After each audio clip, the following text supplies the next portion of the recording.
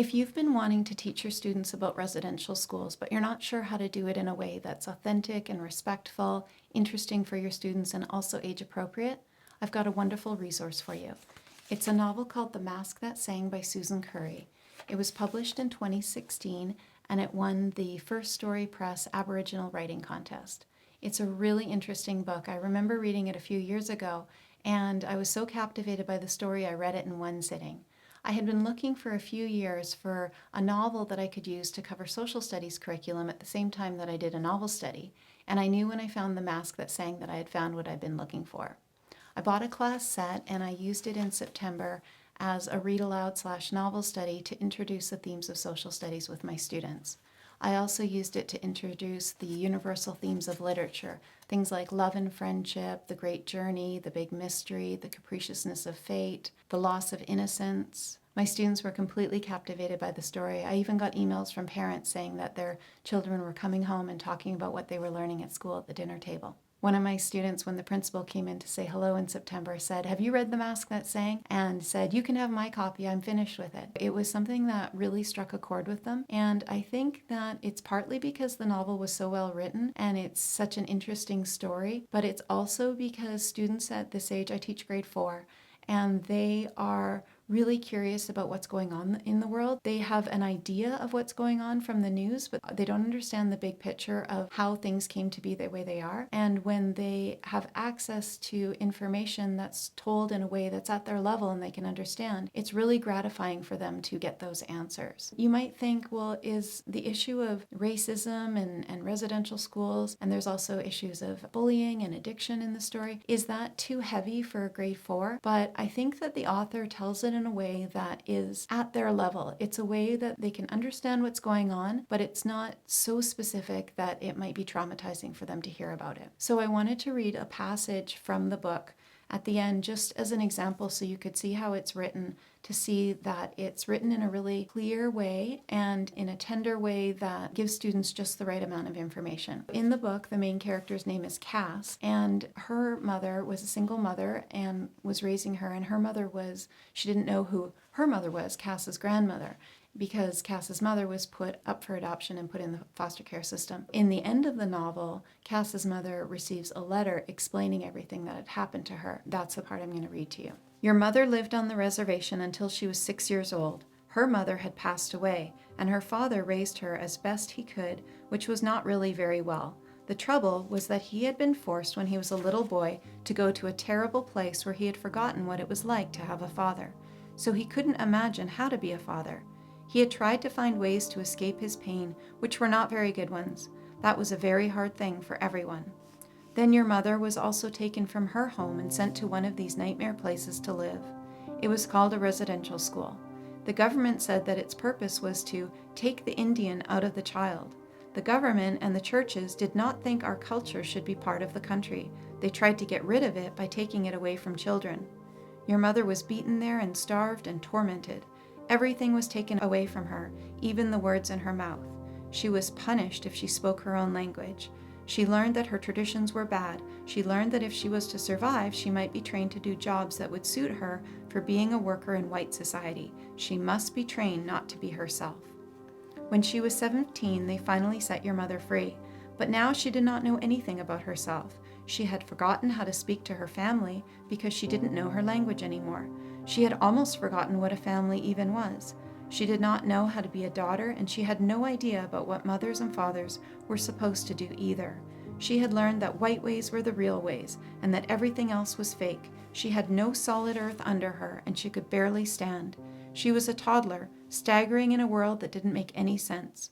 It doesn't skip over the harsh realities, but it says it in a way that's accessible to children. I read the novel aloud in class, and my students followed along with their own copies. And we would pause for discussions regularly throughout the book. Predictions, questions, connections. Students had so many questions.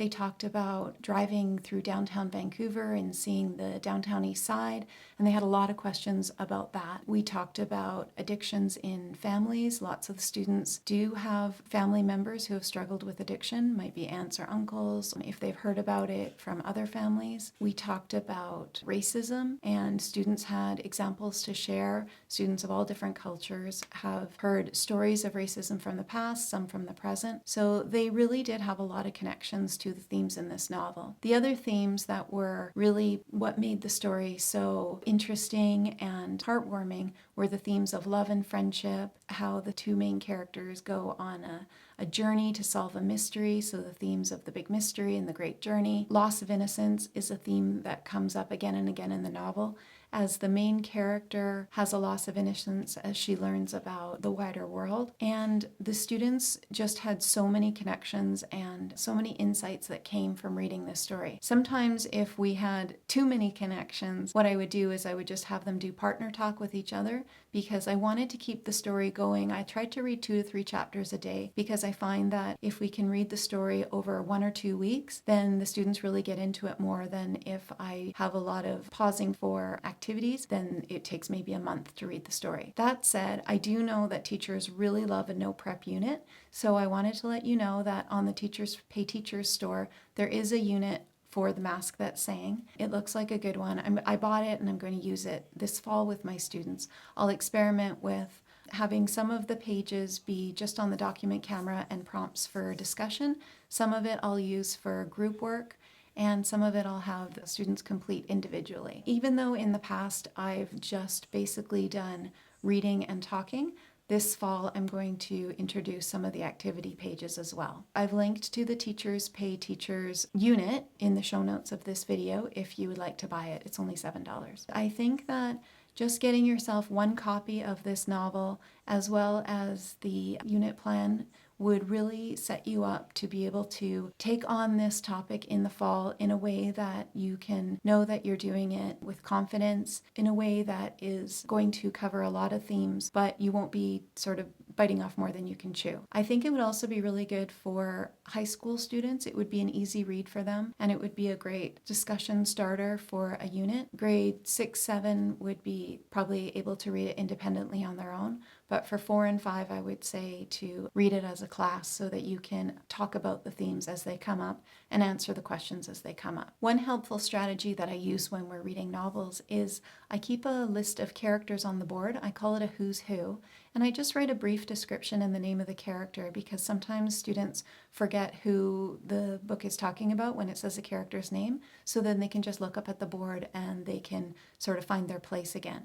So it might say Cass, main character, 12 years old, Denise Foster, Cass's mom. It's just a place for keeping the names straight, and it really helps with enhancing comprehension of the novel. One concept that I really emphasized as we were reading the novel is that of cause and effect. There's always reasons for why people do the things that they do.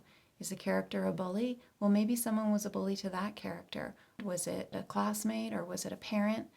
What caused this child to act in that way? Is a character shy and insecure? Well, what were the reasons for that? Why are they lacking confidence? And I think that's a really important lesson for students to learn, that no matter how people act, there's always reasons that are behind that action. And also, once you understand the reasons, then it brings a self-awareness, and then characters in the book can change because they can realize, oh, I was acting this way because of these things that happened to me, but now that I understand that, I can make a choice about how I want to act. And I think that is such a valuable life lesson for all of us to learn. And I really emphasize that in the classroom, that we all have choices. And yes, the things that have happened in the past can explain some of our default thinking or our default actions. But once we understand sort of a bigger picture of why things happened, then we can have a little bit more power to make choices, to choose to act in a way that is more empowering to us. One of the main themes of the book is love and friendship. Relationships are what make this story compelling. Even if the situations are different, the students can relate to many aspects of the characters and the relationships between them. There's the deep bond of love between Cass and her young mother, There's the bond of friendship that's formed between Cass and a boy named Deacon when she moves to a new school. Then there's the relationship with the bully Ellis, who over the course of the novel actually changes and has a big turnaround, which I think is a really important lesson for the students to see. It's done in I read a lot of children's books about bullying, and the arc of the story with Ellis, I think, is one of the most insightful ones as to why a bully becomes a bully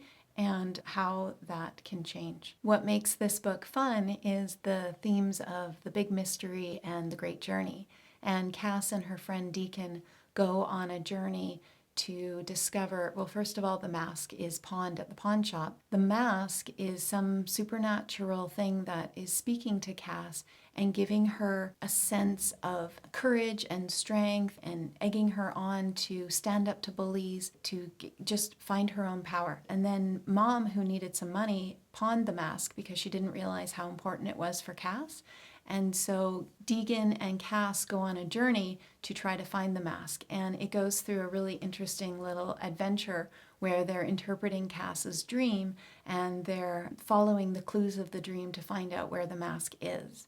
Also in the book, Cass has some dreams that are symbolizing the residential school and what happened to the children throughout history that were sent to the residential school. So the mask is sort of a way of transferring some of her heritage. At the time, she doesn't know that she has First Nations heritage, but the mask is subconsciously transferring some of the clues to her. And so they have the journey of not just finding the mask, but the journey of finding their own identity and their own heritage. Another theme is the loss of innocence. It's true that my grade 4 students did experience a loss of innocence as they read this book because they learned about things in the world that they didn't know about. But that is a part of growing up. And in the book, the character experiences a loss of innocence as she learns about the history of her mother and grandmother and great-grandfather. Another theme is the noble sacrifice. This book is a very positive look at the sacrifices that characters made to try to help others. There's the grandmother in the book who had a rough start in life and gave her child up to the foster care system, but after she went on her own spiritual journey and was able to find herself and heal, then she started the Turtle Island Healing Center, and she dedicated the rest of her life to helping others who had also faced the same misfortune, to battling their addictions and finding recovery and healing. And so she gave all of her time and energy toward helping others for the rest of her life. Another example of the noble sacrifice is Cass's mom. When she found out she was pregnant, she sacrificed her education and the chance of a better job to put all of her efforts into raising Cass and doing it the best way that she could. And the consequences of cutting short her education were that they didn't have a lot of money, but they did have a lot of love. We talk about these noble sacrifices that were made. Even the bully in the story makes a little noble sacrifice when he tries to do something to help Cass and Deegan, who he had wronged. It's a theme that comes up again and again, and I think it's really interesting to talk about these themes over the course of the year after we've finished reading a novel, because then students sort of have something to hang it on and they understand what these themes mean. We talked about loss of innocence and the noble sacrifice many times throughout the course of the year. I really hope that you'll get a copy of The Mask That Sang and read it for yourself so you can understand what I'm talking about. And I would encourage you to be brave with your students and take on the challenge of talking about some uncomfortable subjects. I think if you have the resource of a well-written novel from an Aboriginal perspective, then you will feel more confident in addressing these themes with your students. And if you like to have those no prep units, getting the unit from the Teachers Pay Teachers site, the unit for the Mask That Sang novel, you will have everything you need to get started.